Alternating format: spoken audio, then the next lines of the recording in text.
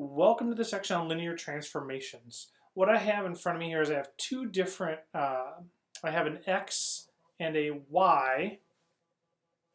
I have two variables. I have an x variable and a y variable.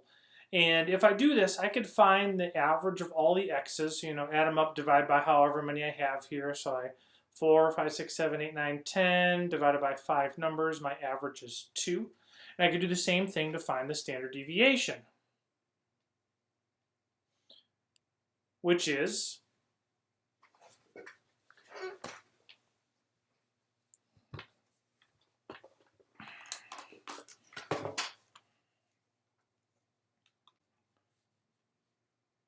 (1.414). And then I also have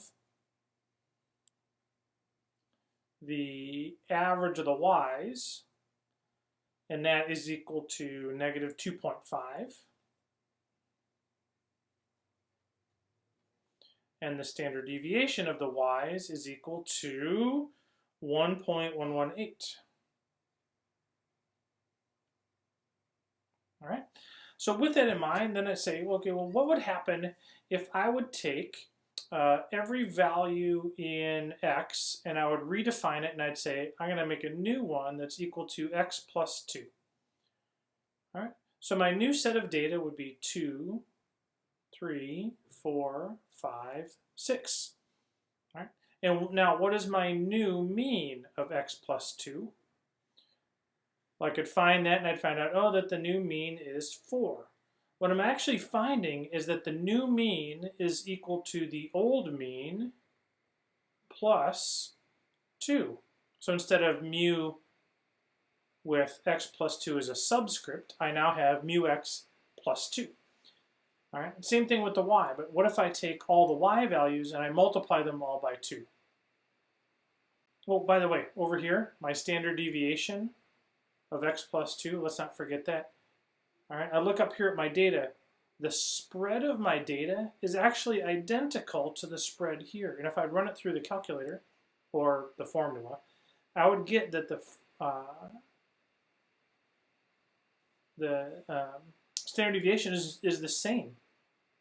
Absolutely the same. I forgot to finish out my 4 up there. All right. So then I go back over here to my y's. What if I take if I redefine and do everything times 2? So I'm going to have negative 2, negative 4, negative 6, and negative 8.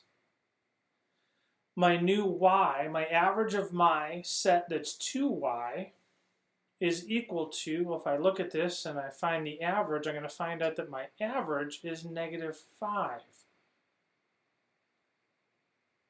which is equal to 2 times my original mu sub y. All right, and that's a formula. So this becomes that. All right, then my standard deviation of 2y, if I look back at my data set, this data set, the spread and the distribution is actually different than this one. And if I put it through my calculator, I find that it's actually equal to 2 times sigma y.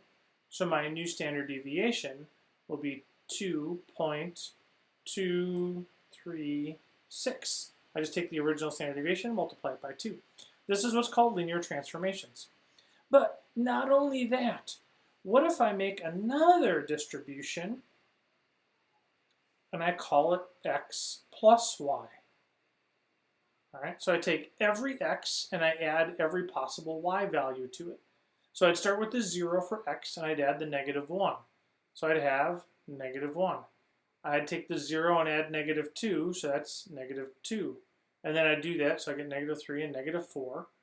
All right, but then I have more than that. I have every possible x plus every possible y. So I take the 1, I have 1 plus negative 1, so I'd have 0.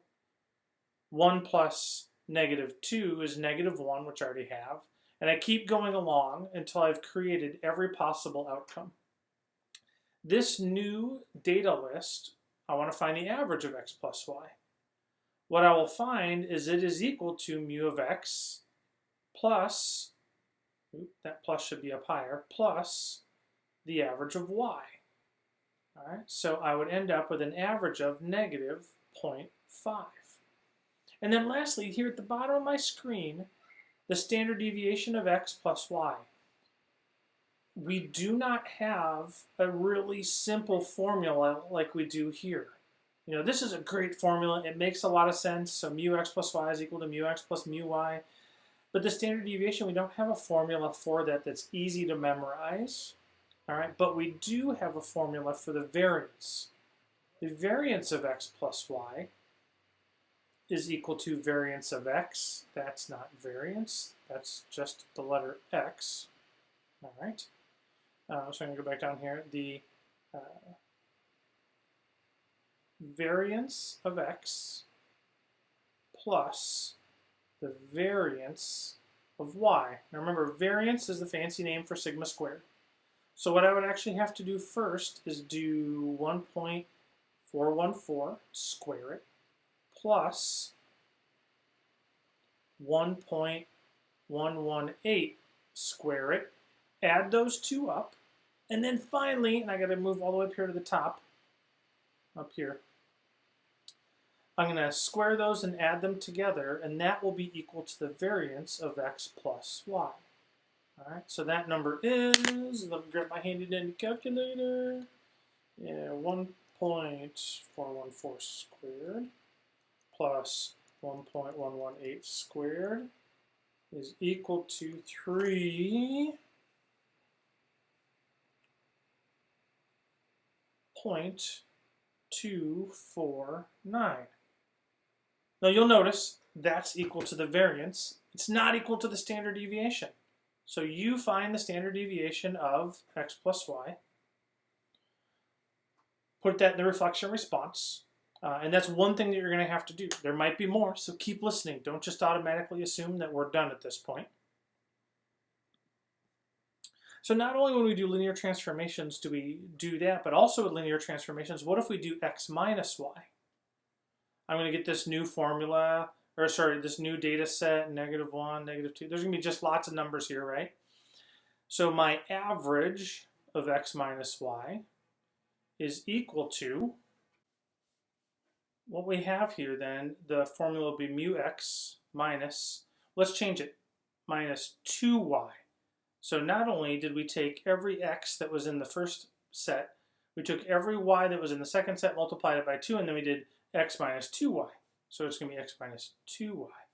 So this will be x minus, mu of x minus, I'll just rewrite it easier there, is equal to mu of x minus mu of 2y. Now remember from that last set, that's equal to mu of x minus 2 times mu of y. So that's going to be equal to 2 minus -5. So my new average will be 7. Crazy, huh? But now we don't have a formula for standard deviation either, so we're going to use variances. The variance formula for x minus 2y is equal to variance of x. Here's the big thing, plus. It's not minus. Anytime you add or subtract, it's always going to be plus for variances. You always add variances because no matter what we're doing, let me just write this, 2y. Anytime you add two variables together or subtract two variables, you're doing more to it. You're going to end up with more variation. All right, and then this is equal to sigma squared x plus, and now here's a rule that I really didn't talk about, but I'll emphasize here. We did one for standard deviation, but not for variance. For standard deviation, I just brought the 2 up, but since we're not dealing with sigma, we're dealing with sigma squared.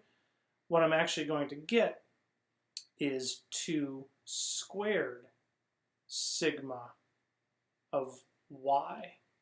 So that 2 comes out front and gets squared. So what I then have is equal to sigma squared of x plus 4 times sigma squared y. All right, and those numbers were earlier in the video. So here's what I want you to do. Oh, and this is equal to then sigma squared of x minus 2y. To find the standard deviation, I take the square root of the whole thing. So then I'll have sigma of x minus 2y equals the square root of all of that mess underneath. What you need to do is plug those numbers in, fill it into here for the variance of x and the variance of y, make sure you multiply by 4, do all of that, then square root it, write that in to the reflection response. So you're going to have two things that you're adding into the reflection response. First one is what it was for sigma on the previous stuff, the variance of the two added together. And this one, I want you to indicate the standard deviation based on using the rules for variance for the difference. All right? That should be it. We'll see you in class. Got one more thing. I got all excited with myself and then realized that I forgot to just mention a couple of things here. First thing is that with x and y, it doesn't matter anything about the distribution for x and y with what I've done before. If I'm going to combine mu x minus 2y like that, I can do it no matter what, anything about x and y. For variances, for the rules for x minus 2y, the only time I can do that is if I know that x and y, that's a y, are independent variables. If x and y are not independent variables, then I can only do this. All right. So x and y being independent variables is a necessary condition in order to do the combining of variances. If they're not independent, then a lot of other wonky things start going on, and I can't actually do the combination of variances.